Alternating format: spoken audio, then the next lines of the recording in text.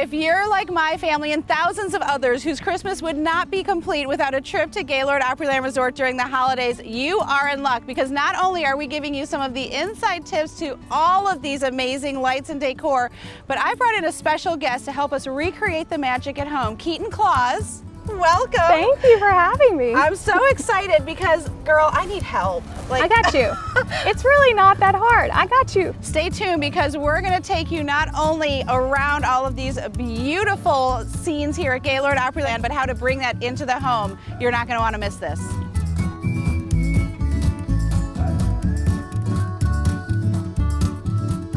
We're standing outside the Magnolia at Gaylord Opryland around these gorgeous trees. Gorgeous. Keatyn, you were literally just up in the trees. What did you learn about how all of this beauty gets created? How many lights are there, first of all? 3 million? Yeah, right? Yeah. Millions of lights. 3 million, okay. maybe? Yeah.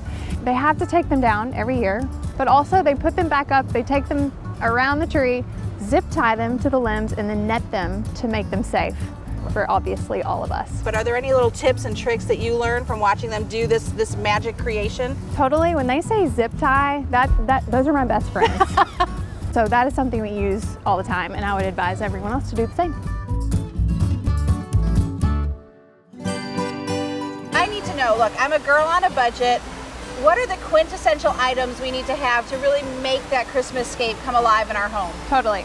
You gotta have the tree. Okay. I go a foot below the ceiling height. That's a good trick. Good tip. You gotta have the lights. I do incandescent, clear. Okay. You can do LED, they last longer. Sure. I just go incandescent. Velvet ribbon, and it has to be wired. Wire. Oh, so it has that It's a bendable move. Interesting. You want the tree skirt. We don't purchase the round tree skirts because those don't work with every tree height. That's so true. Yeah, so we just buy fur. You can dry sheepskin, or you can buy a huge fur blanket and kind of just squinch it in there. Okay. Yeah. And then last but not least, you're gonna do faux presents, because if you're like me, it takes you forever to buy and wrap your own gifts. But you want your tree to look complete, so that's our trick to do that. So you're gonna start with lighting the tree, weaving the ribbon in and out. Okay, wait, I gotta stop you. Lighting the tree, solve the great debate. Around? No. What do we do? You're gonna weave it around each branch and then come out. So in and out. So lights, then ribbon? Then ribbon. Start at the top with the ribbon and you're gonna go down.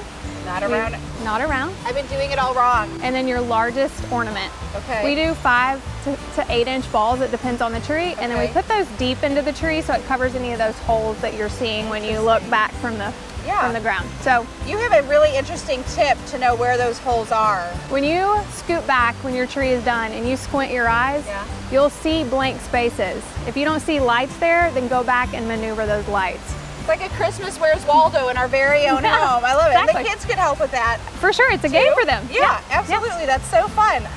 We're here at the many miles of Garland outside of Opryland. And Keatyn, you've got some really special tips when it comes to garland, lights, bows. They custom tie their bows. Okay. We do the same. Okay. So the garland itself, we don't buy it pre-lit. Okay. Why is that a big deal? It's mainly because the lights go out often. So if you just buy the garland and then you buy ropes and strands of the lights and apply them every year, which is a circular form, then it's easier to fix them when something goes out. I guess my other question then, at the end of the season, do you leave it on your garland or do you take the lights off? I take it off, Okay. just like they do. Okay.